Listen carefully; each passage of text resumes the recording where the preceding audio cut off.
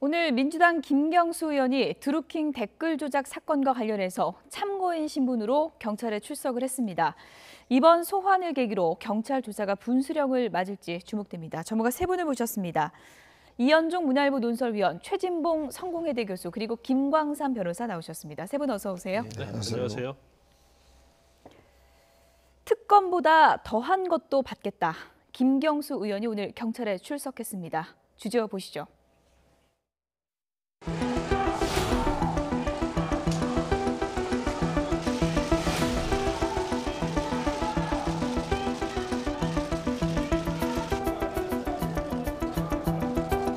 조사 과정에서 분명하게 설명할 것은 설명하고 충분하게 정확하게 소명할 것은 소명하도록 하겠습니다. 특검 아니라 그보다 더한 조사에도 당당히 임하겠습니다.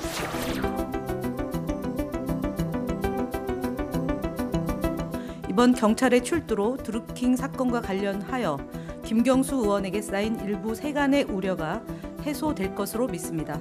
일부 야당과 언론에 의해 부풀려진 의혹을 당당하고 솔직한 자세로 자초지종을 밝혀 의혹을 말끔히 불식시켜 주길 기대합니다.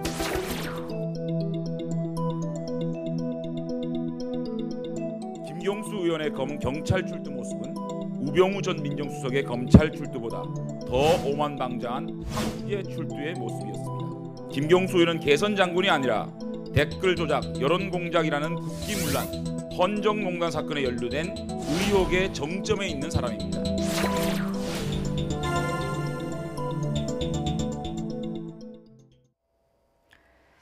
네, 특검보다 더한 조사도 나는 받을 수 있다. 김경수 의원이 오늘 경찰에 출석했는데 상당히 당당한 모습으로 출석을 했죠. 네, 뭐 특검보다 더한 조사가 뭐가 있는지는 모르겠지만 일단은 이번 사건이 이렇게 불거진 가장 큰 배경의 하나 중에는 일단 김경수 의원이 말을 바꾼 부분 때문입니다, 사실은. 왜냐하면 사실 처음에 드루킹과는 뭐 잘 알지도 못하고 또 인사청탁도 하지 않았다고 이야기를 했고 또 개인적으로 어떤 문자를 보내고 한 적도 없다라고 이야기를 했지 않습니까? 근데 2차 기자회견 때는 말이 많이 달랐습니다. 소개로 와서 직접 만났고 인사청탁도 했고 또 이제 청와대 백원도 민정비서관이 직접 만나기까지 했고 그 인사 관련된 사람을 그러니까 그런 걸 보면 이 사건 자체가 의혹이 확대된 것은 결국 이제 본인이 말 바꾸기 때문에 더 한 것인데 오늘 사실은 경찰을 출두하면서 주로 야당을 많이 비난을 했어요.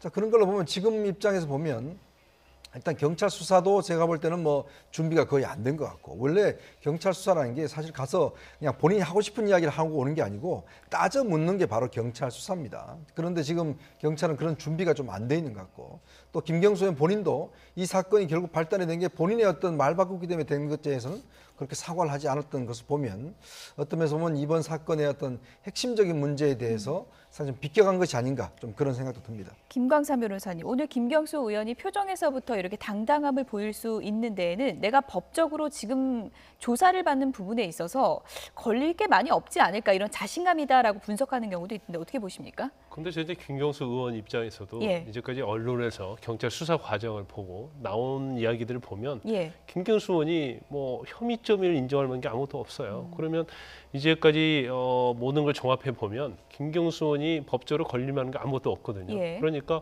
좋다, 나를 빨리 불러라, 불러서 조사를 하라 그러는데 오늘 들어가면서 이제 포토라인에서 한 얘기를 보면 굉장히 자신감 있고 당당하다 이렇게 볼 수 있고 본인도 이제 당당하게 조사를 받겠다 이렇게 얘기를 하고 있을 뿐 아니라 이제 한 걸음 더 나갔죠. 현재 어떤 자유한국당의 행태에 대해서 아주 공격적으로 얘기를 했어요. 그러니까 그건 물론 정치적으로 자기가 경남도지사 예비 후보고 또 어떻게 보면 정치의 위치 자체도 문재인 대통령의 또 핵심 이렇게 또 많이 보고 있기 때문에 본인의 어떤 위치다운 얘기를 하면서 이제 자유한국당에 대해서 정치적으로 공격을 한 거죠. 그래서 오히려 뭐 수사를 받아 들어갈 때는 본인의 혐의, 근데 혐의도 사실은 참고인을 불렀기 때문에 혐의도 지금 있는 건 아니잖아요. 그러니까 본인이 당당히 나는 잘못한 게 없다, 당당히 조사한다고 뿐만 아니라 거기에 한 가지 더 정치적인 그러한 메시지를 전달함으로써 오히려 오늘 조사 자체는 김경수 의원의 유상을 좀 높여주는 그런 조사가 될 수도 있다고 봅니다. 참고인 조사라 하면 보통 어떻습니까? 조사 강도가 좀 낮은 건가요? 그렇죠. 피의자와 참고인은 아주 다르죠. 이제 피의자는 어떤 범죄 혐의를 특정을 시켜놓고 거기에 맞춰서 조사를 하는 거예요. 사실관계 조사하는 예. 거고 일단 경찰은 기소 의견, 검찰은 기소를 전제 이렇게 해서 조사를 하는데 참고인을 조사한다는 것은 예. 이제까지 나타난 것 중에서 의문나는 걸 좀 뭘 물어보고 돌려보내겠다는 건데 물론 참고인 조사를 하다가 범죄 혐의가 어느 정도 인정되면 피의자로 전환되는 경우는 있죠. 예. 그렇지만 조사 자체가 참고인을 불렀다는 것은 혐의점을 경찰에서 찾지 못했다 이렇게 볼 수 있습니다. 예. 두 분이 말씀하신 것처럼 오늘 김경수 의원이 한국당에 대해서 그야말로 작심 발언을 했습니다. 어떤 얘기 나왔는지 들어보시죠. 드루킹이 부탁한 사람들을 왜 먼저 좀 말씀을 드릴까요? 저는 그동안 여러 차례 신속하게 수사해 줄 것을 요구해 왔습니다. 조사 과정에서 분명하게 설명할 것은 설명하고 충분하게 정확하게 소명할 것은 소명하도록 하겠습니다. 특검 아니라 그보다 더한 조사에도 당당히 임하겠습니다. 저는 저에게 주어진 책임을 다하겠습니다.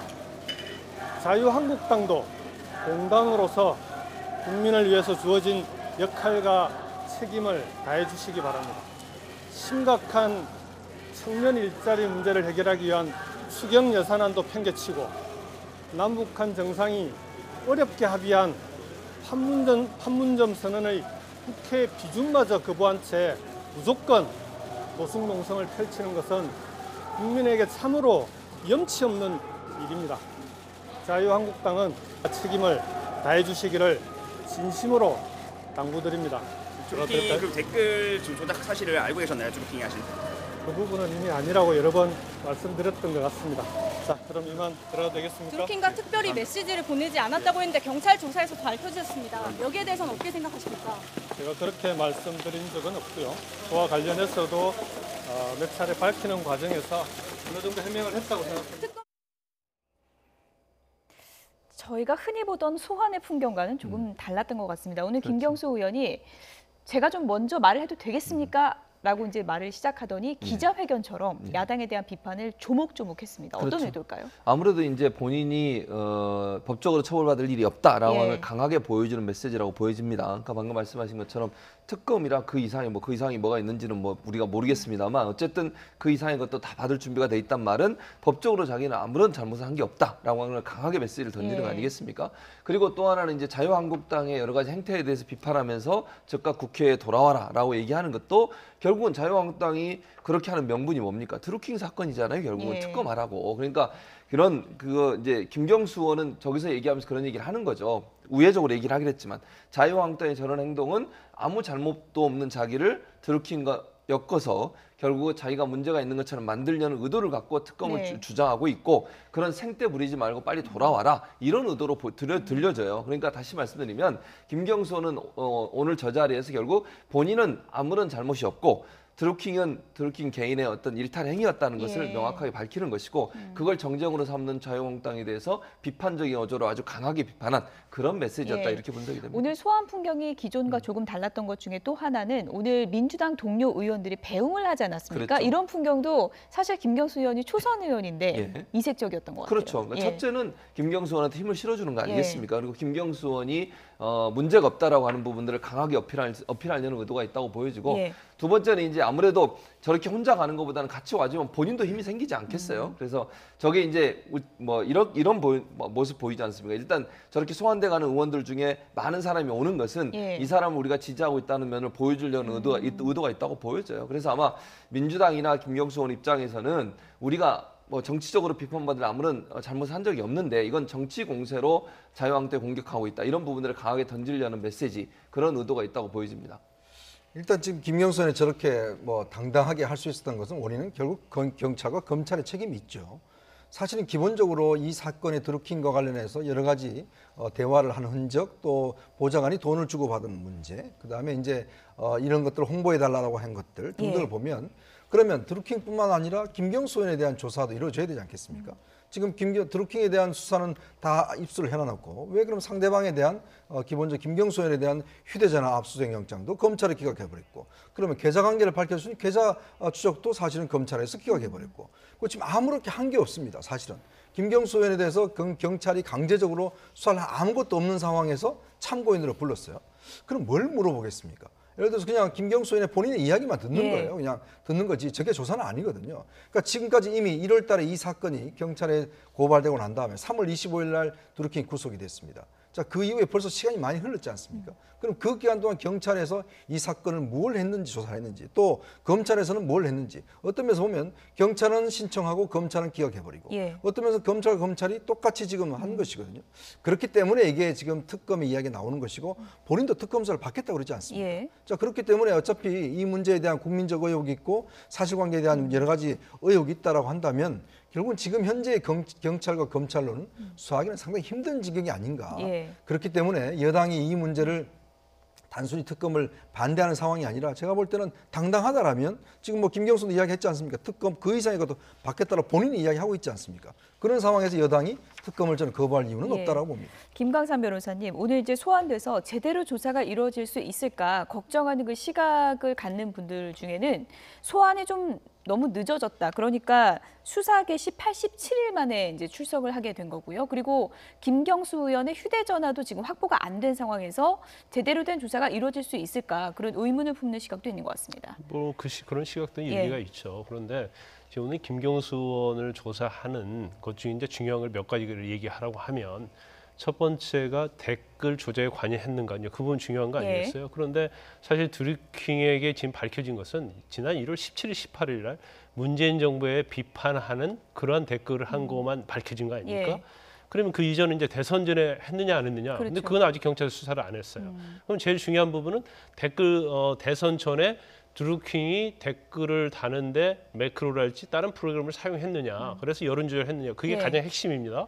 그러면 드루킹이 했는지 조사가 돼야 하는 거고 만약에 한 것으로 나오면 그게 김경수 의원과 관련이 있느냐 이 부분을 조사해야 하는데 예. 지금 아직 경찰서는 조사 안 했고 2,000 몇 개의 어떤 아이디를 가지고 이제 조사를 시작한다고 그러죠. 그러니까 그 부분에 대해서는 김경수 의원에게 조사할 게 없어요. 근데 두 번째 이제 인사청탁과 관련된 부분인데 그럼 인사청탁을 김경수 의원을 했다고 얘기를 하고 있잖아요. 예. 근데 결국 인사청탁을 했는데 본인의 청탁이 아니고 연례 인사 추천을 했다고 이렇게 얘기하고 예. 있기 때문에 그 부분은 또 다툼이 없단 말이에요.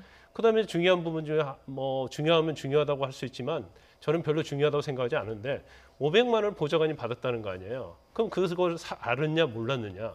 근데 그 부분도 말이죠. 500만 원을 주었다라는 그 성원 필명을 가진 사람은 빌려줬다고 얘기하고 한모 보좌관은 편하게 써라고 해서 줬다는 거 아니에요. 이게 빌린 것이고 하나는 그냥 줬다는 건데 그거 조사도 제대로 이루어지지 않았어요. 그래서 오늘 김경수 의원을 부르면서 오늘 2명을 또 불러서 대질을 하겠다는 거잖아요. 그러면 그것이 전제가 되지 않았는데 김경수 의원 불러봤자 뭐가 하겠어요. 예. 그래서 현재 김경수 의원에 대해서는 아까 제가 말씀드린 것처럼 혐의점이 전혀 지금 없는 상태거든요. 예. 그래서 과연 불러서 뭘 얻고자 하는 것이냐 이제 그런 부분이 좀 문제가 될 수 있다고 봐요. 드루킹과 메시지가 오간 것으로는 확인이 됐는데 이 그렇죠. 부분과 관련해서 김경수 의원의 휴대폰은 압수수색이 안 된 거잖아요. 그러면 드루킹의 휴대폰만으로 증거가 되는 건가요? 이게 반쪽 증거라는 얘기도 있던데요. 아니 그런데요. 예. 일단 그냥 증거만을 보면 드루킹이 보낸 어떤 메시지가 있어요. 예. 그건 받은 게 있어요. 예. 준 게 있어요. 이제 그것만 가지고 증거가 되죠. 근데 그렇지만 제일 중요한 것은 지금 14번 정도 주고받고 했는데 URL을 10번 정도 보냈다는 거잖아요. 예. 그러면 URL을 보냈는데 홍보를 부탁한다고 했어요. 그러면 10번 보낸 그 URL을 가지고 댓글 조작을 했느냐 안 했느냐 이게 제일 중요한 부분이거든요. 그렇죠. 그럼 댓글 조작을 드루킹이 꼭 했다고 해서 김경수 의원이 거기 관여했다고 볼 수는 없어요. 예. 그렇지만 그 부분을 드루킹에도 확인을 해야 하고 김경수 의원에도 확인을 해야 하는 거죠. 그렇지만 뭐 오늘 조사에서는 그런 조사가 안 돼 있기 때문에 김경수 의원을 조사할 수 있는 상황이 아니다 이렇게 볼 수 있는 최 거죠. 교수님 지금 상황을 정리해 보면 민주당에서는 일단 경찰 수사를 지켜보자 이게 차분하게 기다려보는 게 우선이다라고 하는데 지금 검찰과 경찰 수사를 보면은 이번에 압수수색 것만 해도 서로에게 책임을 떠넘기고 있잖아요. 이건 어떻게 정리를 해야 되는 겁니까? 그러니까 이 경찰과 검찰이 서로 이제 떠넘기고 있는 모습인데 경찰은 예를 들면 영장이나 구속영장 이런 부분이 필요하다고 제시를 하면 검찰은 또 뭐라고 보냐면 검찰이 봤을 때는 이게 증거가 불충분하다는 거죠. 명확하게 그러면 이게 정말 압수수색을 할 만큼의 요소가 되느냐 안 되느냐 문제에 있어서 의견차가 있는 것 같아요. 그러니까 그거는 우리가 일반인으로 볼 때는 뭐 이해가 안 될 수도 있지만 검찰 입장에서 봤을 때 그러면 경찰이 제대로 수사를 안 해서 보낸 것이 문제다라고 지금 얘기를 하고 있고 경찰은 본인들은 수사를 똑바로 했는데 검찰이 지금 그걸 방해하고 있다고 얘기를 하고 있어서 이게 국민들이 볼 때는 상당히 좀 이해가 안 되는 부분이 있어요. 그러니까 우리가 뭐 법적인 전문가, 예를 들면 뭐 김광선 변호사처럼 법적인 전문가 입장에서는 볼 수가 있겠지만 일반인들이 볼 때는 왜 서로 의견이 다르지?라고 하는 의문이 생길 수밖에 없는 구조이기 때문에 뭔가 명확하게 어떤 부분이 정말 문제가 있는지를 좀 밝혀주는 게 필요하다 이런 생각은 듭니다. 예. 하태경 의원은 오늘 김경수 의원의 경찰 조사가 끝이 아니라 시작이다 이렇게 주장을 했습니다. 왜 그런지 들어보시죠. 문재인 대통령 저서 중에 끝이 시작이다는 저서가 있습니다. 김경수 의원의 오늘 경찰 조사는 끝이 아니라 시작입니다. 김경수 의원이 그동안 은폐와 거짓말로 경찰 수사를 정면에서 방해해왔기 때문입니다.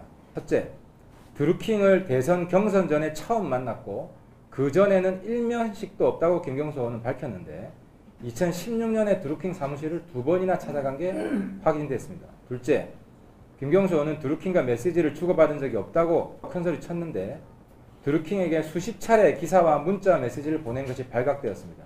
셋째, 처음엔 드루킹이 무리한 인사청탁을 했다고 이야기했는데 이틀 만에 드루킹이 추천한 사람이 훌륭한 사람이라서 청와대에 이력서까지 갖다 주고 추천했다고 말을 바꿨습니다. 경찰이 형식적인 조사만 하고 끝낸다면 경찰은 엄청난 국민의 저항에 직면하게 될 것임을 경고합니다. 네. 이현정희 네. 의원님이 초반에 이제 짚어주셨던 부분인데 네.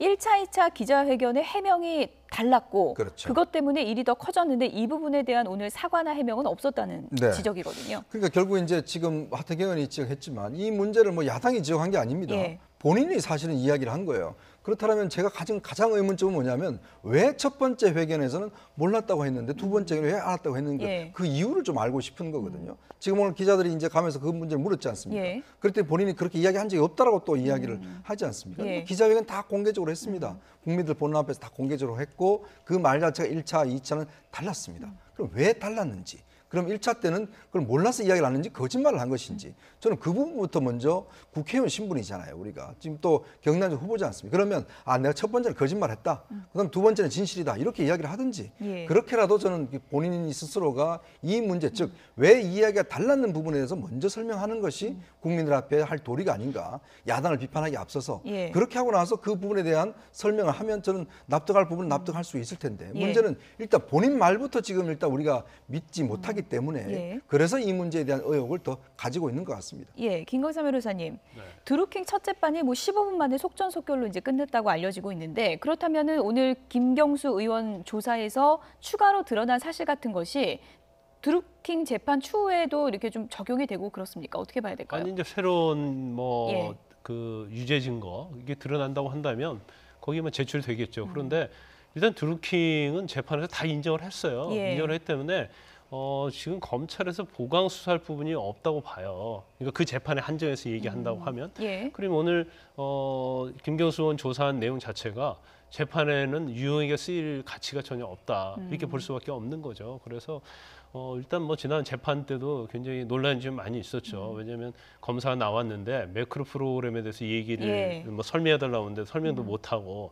결국 재판이 이제 15분 만에 끝나지 않았습니까? 그래서 그러면 검찰이 이제 압수수색한 거에 대해서 이제 분석을 한 다음에 이제 공소장 변경을 하겠다고 하는데 다 인정하는 마당이고 예. 거기에는 뭐 핵심적인 요소들이 다 들어 있거든요. 그런데 무엇을 공소장 변경을 하겠다는 건지 이제 그분은 약간 이해할 수 없는 부분이 있죠. 그렇지만 5월 16일에 재판이 되기로 돼 있기 때문에 예.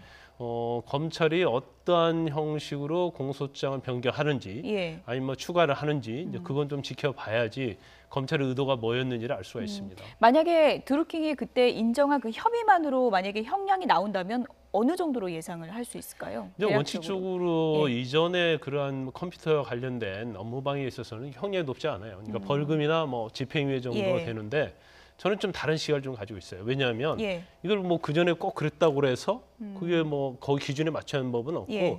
단지 매크로라는 그러한 프로그램을 가지고 여론 조작의 정도가 어떻게 됐는지 그게 중요하다고 보거든요. 예. 그러면 그것은 국민의 어떠한 눈을 속이는 거잖아요. 그러면 굉장히 이것은 죄질이 불량하다 볼 수 있기 때문에 예. 뭐 실형이 나오는 것도 배제하지 않는다고 저는 봐요. 예.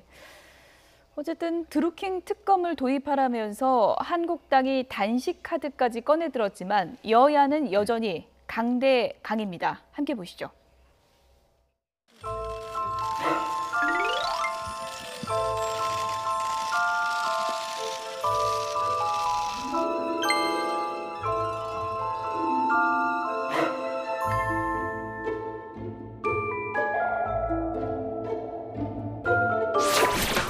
공각도 특검하라! 특검하라! 특검하라! 특검하라! 김영삼 전 대통령이 굶으면 죽는다 그랬습니다. 그 대신 굶으면 반드시 진실을 밝힙니다. 협상 상대가 이렇게 무작스럽게 도저히 상식에도 맞지 않는 행태를 보이는 건 처음 봤습니다. 협상을 하자고 이야기해놓고 그냥 단식으로 들어다닙니다.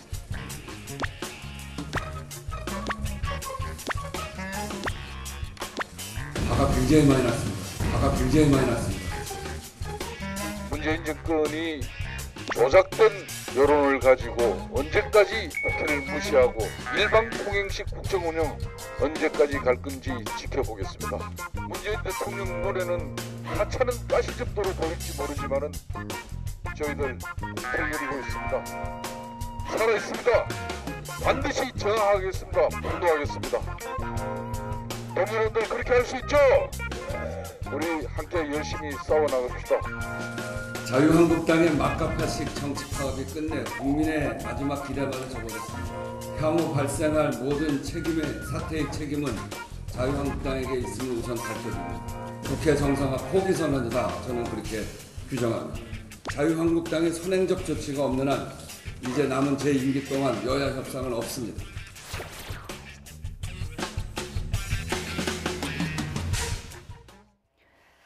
김성태 원내대표의 노숙 단식 이틀째입니다. 우원식 원내대표가 저렇게 화내는 건 전 처음 봤는데 예. 지금 우원식 원내대표 표정만 보면은 다시 협상 테이블에 앉기가 힘들 것 같은데요. 힘들 것 같습니다. 예. 그리고 이제 본인도 임기가 얼마 안 남아서 다음 그렇죠. 주는 또 새로 뽑아야 되잖아요. 예. 그런 상황이기 때문에 새로운 원내대표가 이제 뽑히기 전까지는 아마 협상이 이루어질 가능성은 낮는데 그럼에도 불구하고 또 국회의장이 열심히 노력하고 계시니까 중간에라도 혹시나 뭐 예. 협상이 이루어질 가능성은 있지만 가능성이 좀 낮다는 걸 말씀을 드리고 싶고요. 예. 이제 왜냐하면 김성태 원내대표 같은 경우는 사실 저렇게 지금 특검을 주장하면서 단식을 하는 여러 가지 요인 중에 하나가 물론 순수하게 특검에 대해서 강조하고 싶은 마음도 있겠지만 또 하나는 저는 정치적으로 특검 이슈를 띄워보려는 의도가 갖고 있다고 봐요. 다시 말씀드리면 남북 정상회담 이후에 사실 이제 이슈가 남북 정상회담이 예. 주요 이슈가 되면서 자유한국당이 선거 지금 과정에서 상당히 어려운 상황에 처해 있는 상황 아니겠습니까? 그런 상황에서 사실 야당으로 존재감을 드러내고 여당을 공격할 수 있는 유일한 카드 중에 예. 하나가 특검과 김경수 의원의 연루설이었는데 그 부분이 지금 이슈에서 약간 조금 수그러드는 그러니까 어떤 관심이 조금 관심 밖으로 예. 밀려나는 그런 부분에는 어떤 불안감도 작용했다고 봐요. 그런데 단식을 통해서 그런 부분을 다시 한번 문제가 있다고 하는 부분을 얘기하려는 의도가 있다고 보여지고 저런 행동을 통해서 어쨌든 정치적으로 저런 행동을 통해서 이슈를 다시 부각시켜 보려는 의도를 예. 갖고 있다. 그런 두 가지 의도가 있다고 봐요. 우원식 원내대표 입장에서는 그렇지만 임기가 끝나가는데 임기 마무리를 야당 원내대표의 단식으로 마무리하기엔 좀 부담이 클 거 아닙니까? 부담이 예. 크죠. 그런데 문제는 뭐냐면 예. 그렇다고 우원식 원내대표가 개인적으로 판단해서 할 수 있는 문제는 아니잖아요. 그러니까 당내 분위기나 여론 자체가 왜냐하면 우원식 원내대표가 어젠가 그런 얘기했어요. 내가 뭐 일각에서 그런 보도가 나왔잖아요. 협상이 타결될 것처럼 보이는 것처럼 뭐 빅딜이 이루어질 것처럼 얘기가 나왔는데 내가 그런 얘기 한 적 없고 의원들이 전체적으로 의견이 다르다라고 하는 부분을 강조해서 얘기했어요. 그렇다고 하면 제가 볼 때 민주당 내에서도 우원식 원내대표가 개인적으로 원한다 할지라도 민주당 의원들이 전체적으로 특검에 대해서 반대하는 그런 분위기가 좀 있는 것 같다. 그래서 아마 예. 우원식 원내대표 입장에서는 그걸 밀어붙이기가 상당히 부담스러운 상황이다 예. 이렇게 보여집니다. 어쨌든 봄볕도 따가운데 이렇게 큰 모자까지 쓰고 김성태 원내대표가 국회 앞 본청 앞에서 지금 노숙 투쟁을 하고 있는데 여러 가지 책을 읽는다고 전해지는데 김영삼 전 대통령의 회고록을 읽고 있다고 그래요. 네, 김영삼 대통령 전 대도 아시겠지만 1983년이었죠. 예. 당시에 이제 가택연금이 됐을 때 23일 동안 죽음을 건 단식을 해서 결국 이제 병원으로 강제로 이제 압송돼 가서 결국 이제 이게 가택연금이 풀리는 계기가 되지 않습니까? 그때 유명하게 남긴 말이 굶으면 죽는다. 굶으면 죽는다. 예. 그다음에 이제 예전에 아마 최병렬 전 대표가 이제 그때 한나라당인가요? 대표를 하실 때 그때 단식을 할 때도 예. 저 가셔서 굶으면 죽는데 그렇게 이야기를 하셨는데 예. 어쨌거나 이 어떤 목표를 두고 이제 죽음을 건 단식을 해서 목표를 이뤄낸 것이기 때문에 김성태 원내대표도 이제 그런 결기로 하겠다는 것인데 근데 지금 사실은 어떤 면에서 보면 여야 원내대표가 제1당과 2당의 원내대표가 이 정치적인 것이 없이 저렇게 극단적으로 나가는 것은 제가 볼 때는 이건 뭐 정말 국민들 위한 것이 아니라고 봅니다. 더군다나 우원식 원내대표도 여당의 원내대표지 않습니까? 좀 정치로 자기 임기 끝날 때 사실 이렇게 야당 원내대표를 저렇게 밖에 놔두고 임기 끝나는 것은 제가 볼 때는 불명예스럽거든요. 예. 그렇다고 한다면 뭔가는 풀어야 되고 그리고 이 단식이란 게 갑작스럽게 하면 저 오래 못 버티거든요. 지난번 이정현 전 대표도 마찬가지지만 어쨌거나 이 문제는 좀 정치로 풀어야 될 사안입니다. 그리고 이제 드루킹 특검 같은 경우도 사실은 뭐 지금 야사당이 다 지금 특검 도입을 주장하고 있지 않습니까? 그렇기 때문에 이 문제는 일단 뭐 제가 볼 때는 이렇게 나가서 단식을 하는 것보다는 정치적으로 어쨌든 간에 문제는 좀 풀어야 되는 사안이 아닌가 싶습니다. 일각에서는 오늘 김성태 원내대표가 인생은 투쟁이다 이렇게 이제 얘기를 하면서 별명도 들기 아니겠습니까? 이제는 한국당이 좀 야당다운 모습으로 야성을 드러내나 이런 시각도 있는 것 같습니다. 그렇습니다. 이게 지금 우리가 전통 야당이라는 게 항상 장외 투쟁을 하고 단식을 하고 뭐 삭발도 하고 뭐 이런 모습을 통해서 이제 모든 정치적 지금의 여당도 뭐 야당 때 똑같은 했지 않습니까? 이제 그게 사실은 이제 이게 무한 반복된다는 것이 우리 국민들 입장에서는 굉장히 불쾌한 게 있는 것이죠. 왜 정치가 서로 타협을 하지 못하고 국회 안에서 이렇게 노숙을 투쟁을 해야 되는지, 왜 이것이 똑같이 또 반복돼야 되는지, 그런 문제 비춰봤을 때는 지금 여당이 예전에 역지사지를 한다면 자신이 야당 시절에 했던 게 있지 않습니까? 그렇죠. 그런 사정이 있다라면 좀 그런 이 문제를 좀 대화로 풀어나가는 좀 마량을 베풀었으면 합니다. 우원식 원내대표도 아무래도 이제 당내 분위기를 살필 수밖에 없을 텐데 지금 민주당 분위기가 어떨까요? 특검은 절대 안 된다 이런 입장일까요? 아니면 뭔가는 좀 이렇게 이른바 빅딜을 해서 받아야 된다 이런 분위기가 있을까요? 근데 지금 이제 외형적으로 보기에는 이제 치킨 게임을 하고 있는 것을 보여요. 그러니까 뭔가 이게 타협의 여지가 전혀 없다고 보이는데 제가 알기로는 이제 민주당 내에서도 뭐 특검 얘기를 하는 그러한 뭐 분들이 좀 있다고 그렇게 저는 들었어요. 그래서 뭔가 이제 돌파구가 마련돼야 하는데 뭐 사실 우원식 대표가 원내대표가 이제 김성태 원내대표의 어떤 노숙에 대해서 굉장히 비판적으로 강하게 얘기하잖아요. 근데 아마 심적으로 굉장히 부담이 많을 거예요. 왜냐하면 저 단식 자체가 이 어떤 천막 안에서 단식하는 거고 노숙 단식은 엄청난 차이가 있어요. 그렇죠. 체력이 급격히 떨어지고 더군다나 요즘 저녁에 좀 춥잖아요. 그리고 미세먼지가 많아요. 그래서 뭐 김성태 원내대표도 나이가 젊은 건 아니잖아요. 그래서 행여 어떤 불상사로 난다고 하면 사실은 여론이 아무리 지금 뭐 민주당이랄지 현 대통령에 대해서 인기가 좋긴 하지만 경우에 따른 돌발 변수가 나타날 수 있기 때문에 아마 민주당 내에서도 그걸 우려할 거예요. 그런데 또 그러한 점을 김성태 원내대표는 사실은 알고 있죠. 그래서 제가 볼 때는 어떤 형태로든지 이 치킨 게임은 중간에서 끝날 것이다. 그런데 그러한 명분을 어떻게 찾느냐 그것이 남아 있는데 아마 민주당도 굉장히 골똘히 생각하고 있고 김성태 원내대표하고 자유한국당도 고민을 많이 하고 있을 것이다 이렇게 봅니다. 언론의 관심은 그래서 민주당 지도부가 며칠쯤 김성태 원내대표를 찾아갈 것인가. 과거 이정현 전 대표 단식할 때도 추미애 대표가 찾아갔었잖아요. 어떻게 보십니까? 저는 원내대표는 찾아갈 가능성이 있다고 봐요. 근데 찾아간다는 의미가 뭐 설득을 하겠죠. 농성 푸시고 대화를 합시다. 뭐 이런 얘기는 할 수 있지만 특검을 받겠습니다. 이걸 가지고 갈 가능성은 저는 낮다고 보고요.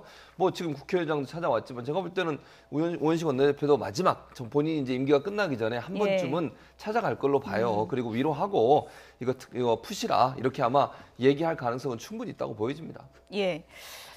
오늘 김성태 원내대표가 이틀째 단식을 이어가고 있는데 일종의 좀 해프닝이라고 해야 될까요? 좀 보기에는 그다지 좋지 않은 그런 일이 일어났습니다. 피자가 배달됐다고 합니다. 네, 그렇습니다. 누가 보냈는지 피자가 모르겠는데요. 아마 주문이 들어가서 직접 국회까지 이제 배달이 됐는데 일단 지금 그 보좌관들이 이제 얼마가 다시 돌려보냈다고 하는데 일단 대금도 이제 계좌로 결제가 됐다고 해요. 제가 볼 때는 지금 뭐 청와대 청원 페이지에 뭐 CCTV를 설치해달라 이런 뭐 의견도 있고 또 이런 식으로 한다는 것 자체가 보면 지난번에 우리가 예전에 세월호 단식할 때 그때 또 일베라고 하는 그쪽에서 폭식 투쟁이라고 하는 거 한 적이 있지 않습니까? 정말 이런 식의 방식은요 굉장히 제가 볼 때 좀 반인간적입니다. 어떤 한 사람이 어떤 문제에 대해서 자신의 건강과 어떤 목숨을 걸고 투쟁하는 그런 상황인데 그걸 저런 식으로 조롱할 필요가 있는 것인지 과연 그것이 상대방에 대한 예인지 우리가 뭐 똑같은 입장을 바꾸는 생각하면 그 문제 다 절박한 문제거든요. 그리고 저렇게 지금 뭐 피자를 보낸다, CCTV를 설치해라, 뭐 밥 먹는지 지켜보겠다 이런 식으로 한다는 것 자체는 한편으로 좀 역지사지해 볼 필요가 있습니다. 항상 제가 주장하는 거지만 과거에 어땠습니까? 그런 걸 똑같이 생각한다라면 이런 식의 또 행동들은 하지 않았으면 하는 게 제 바람입니다. 최 교수님, 물론 제1야당이 이런 중요한 시점에 단식 카드를 꺼내는 거에 대한 비판이 있을 수 있지만 저런 식의 조롱은 또 옳지 않다 이런 시각이 많은 것 같습니다. 그렇죠. 저건 맞지 않습니다. 저렇게 하면 안 되는 거죠. 아니 방금도 예를 드렸지만 세월호 때도 마찬가지 경우가 있었어요. 그 일베라는 사람들이 와가지고 거기서 막 음식 먹고 이런 모습 보여줘서 그게 말이 됩니까? 지금 저런 형식으로 하는 것은 아무리 본인의 의사를 표현하는 방식이라 하더라도 적합하지 않다고 저는 봅니다. 물론 뭐 김성태 원내대표가 저런 행동을 하는 것을 비판적으로 얘기할 수 있는 거죠. 뭐 자기들의 정치적 이익 때문에 하는 거라고 얘기할 수도 있을 거고. 그러나 저렇게 피자를 보낸다거나 무슨 CCTV를 설치하라고 하나 이런 얘기들은요. 사실은 저 그 비판하려고 하는 사람들의 목소리마저도 더 이상한 목소리로 들릴 수 있도록 만드는 요인이 될 수 있다는 걸 아셔야 돼요. 그러니까 비판하고 싶으면 그냥 정확하게 그대로 자기 의사를 표현하면 되는 것이지 저렇게 조롱하는 듯한 태도를 보이는 것은 도리어 역풍을 맞을 수 있다는 것도 꼭 고려하셔야 한다고 생각이 됩니다. 어쨌든 여야 간에 좀 협상의 물꼬가 트이는 게 좀 중요할 것 같고요. 건전한 비판은 좋지만 조롱은 옳지 않은 것은 분명해 보입니다. 오늘 한국당이 또 한 가지 비판했던 것 중에 하나는 바로 이 부분입니다. 민병두 민주당 의원이 미투 논란 때 의원직을 사퇴하겠다고 했는데 그 의원직 사퇴를 철회하겠다고 오늘 밝혔습니다. 이건 어떻게 된 배경일까요? 뭐 저는 개인적으로 예상했던 것이다 이렇게 봅니다. 예상했던 것이다. 왜냐하면 물론 이제 그 당시에 미투 관련해서 문제가 나왔을 때 민병두 의원이 나는 어떤 권력의 위치에서 이걸 대응하지 않겠다 해서 국회의원 사퇴하겠다고 한 거잖아요. 그런데 그 당시 상황으로 보면 이제 법적으로도 그렇고요. 이제 법적으로 따지면 국회의원 의장이 수리를 하든지 아니면 회기 중에는 국회에서 의결을 해야 하잖아요. 근데 그럴 가능성이 뭐 거의 없었다고 보였기 때문에 사퇴 수리는 되지 않을 거라 이렇게 봤거든요. 그런데 또 민주당의 입장에서 보면 현역 의원이 나가게 되면 결국은 다음 회기 때 자유한국당하고 어떤 상임위원이랄지 국회의장에 있어서 어떤 의석수 차이가 나기 때문에 지금 한석 한석이 좀 중요하긴 그렇죠. 하죠. 민주당에서는 계속 만류를 했지 않습니까? 근데 결과적으로 이제 민주당에서 사퇴를 만류하고 민주당의 입장은 그거예요.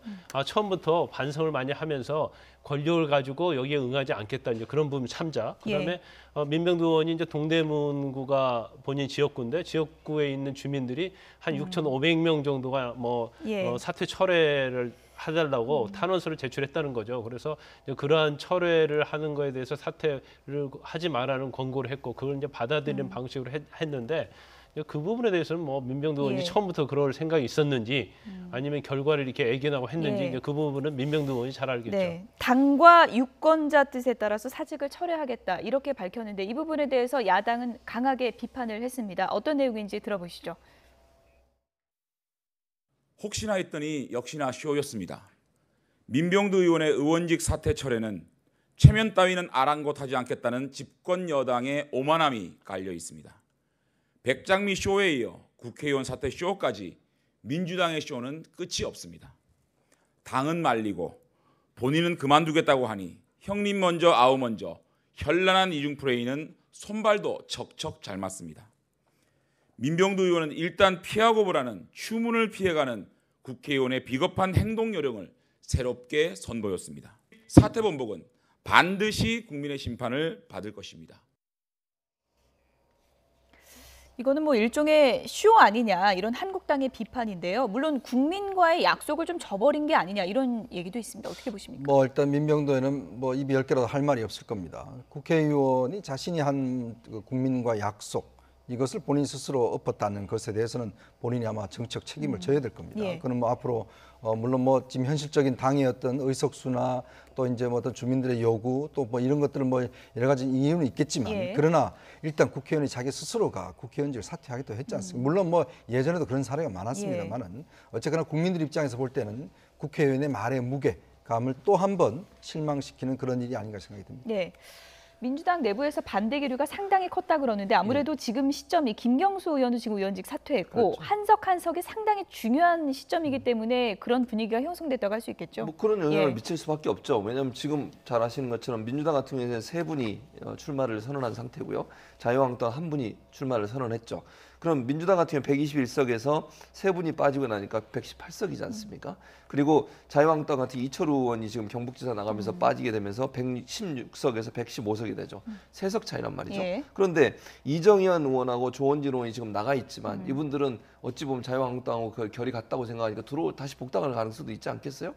그렇다고 하면 117석이 되는 거죠. 이런 얼마 차이 나지 않은 의석수가 후반기 국회 일정이나 아니면 여러 가지 이제 뭐 국회의장 선출이나 여러 가지 문제에서 문제를 발휘할 수 있고, 그다음에 기호도 1번을 받냐 2번을 받냐 중요할 수밖에 없는 구조죠. 그러다 보니까 아무래도 만류한 것이 아닌가 이런 생각이 듭니다.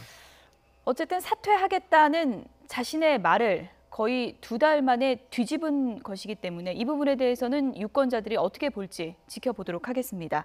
끝으로 국정농단 사건 관련 얘기를 좀 해보겠습니다.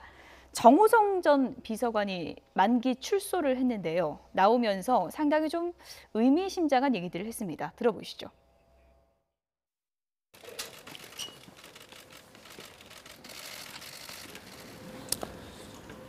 대통령을 지근거리에서 모시는 그런 막중한 책무를 맡아서 좀 더 잘했어야 되는데 여러 가지로 부족했습니다. 죄송합니다. 지금 뒤돌아보면 여러 가지로 가슴 아픈 점이 많습니다. 뭐 지금 나오지만 감옥이 저 아닌지 바뀐지 모르겠습니다. 감사합니다. 수고하셨습니다. 복주 새벽부터 이렇게. 뭔가 표정이 좀 홀가분해 보이기도 하고요. 근데 감옥이 저 아닌지 바뀐지 모르겠다. 이런 의미심장한 얘기를 했습니다. 뭐 나와도 나온 것 같지 않은 그런 느낌일 겁니다. 1년 6개월 동안 사실은 만기를 다 채우고 나왔지 않습니까?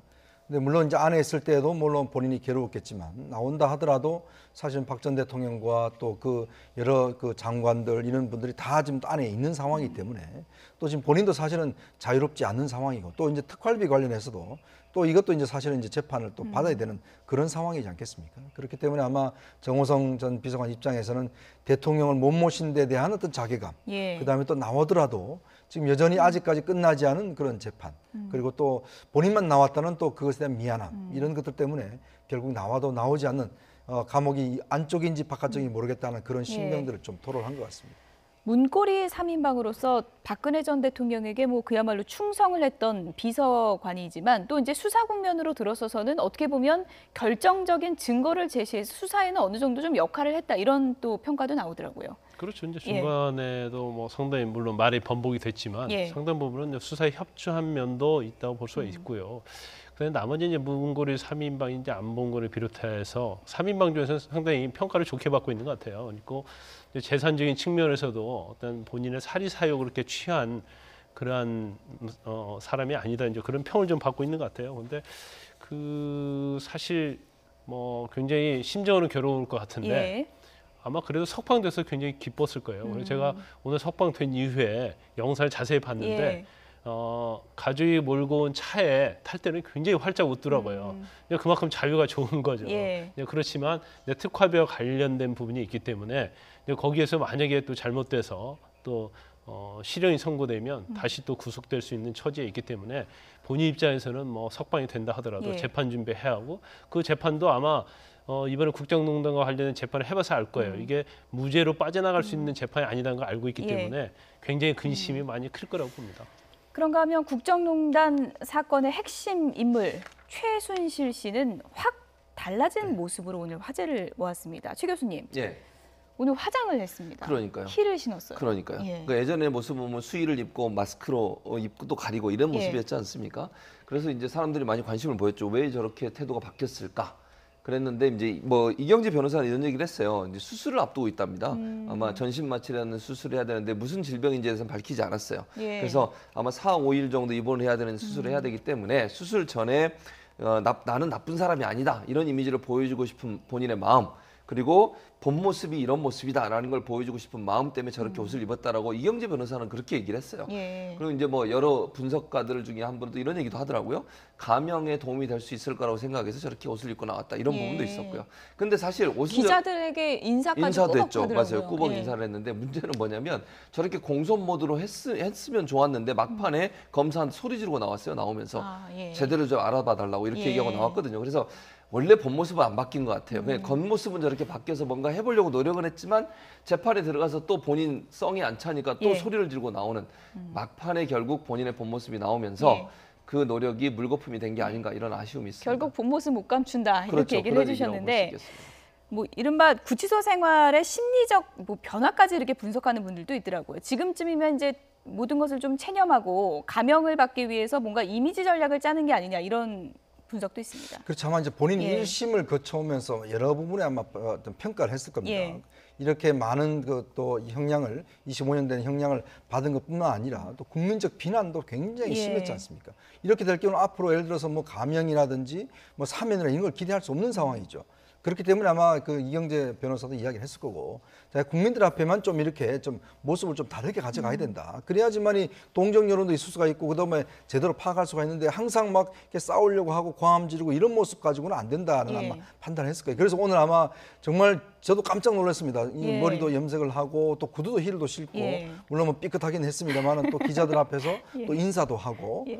그런 모습을 보면서 이제 본인이 뭔가 이제 좀 성실하고 그래도 정말 이렇게 재산 받겠다 이런 입장을 이제 보였었는데, 어떤 면에서 뭐 이 전략이 뭐 성공할지는 모르겠습니다만은, 그러나 이제 혐의 자체는 그대로 살아 있는 것이고, 또 이제 오늘 같은 경우는 정유라 딸 정유라를 만나게 해달라고 지금 1년째 지금 못 만나고 있는 상황이거든요. 예. 그래서 그것 때문에 검찰하고 상당히 좀 다툼도 벌였다고 합니다.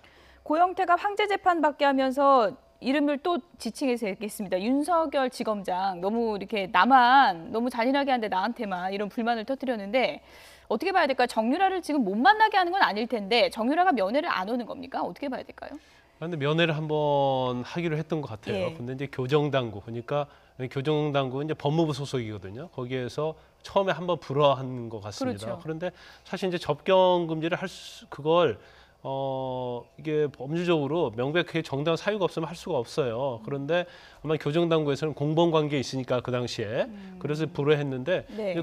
오늘 그 검찰에서는 그런 얘기를 했죠. 우리가 접견하지 못하도록 한 적은 없다. 네. 그러니까 이제 재판부에서 아니 접견은 할 수 면접할 수 네. 면회할 수 있는데 그럴 예. 리가 없다. 그래서 검찰 보고 상황을 좀 알아보라고 했어요. 예. 그러니까 이제 최순실 씨가 나가면서 검찰한테 확실하게 알아보라고 예. 그렇게 얘기를 했거든요. 예. 이제 그런 걸 보면 뭐 내가 볼 땐 조만간에 아마 모녀의 상봉은 이루어질 가능성이 예. 크다 이렇게 봅니다. 어쨌든 뭐 1년 동안 못 봤다 이렇게 불만을 터뜨리고 있는데 정유라와 면회가 이루어질지 이 부분도 좀 지켜보도록 하겠습니다. 이현종 문화일보 논설위원, 최진봉 성공회대 교수, 김광삼 변호사 세 분이었습니다. 고맙습니다.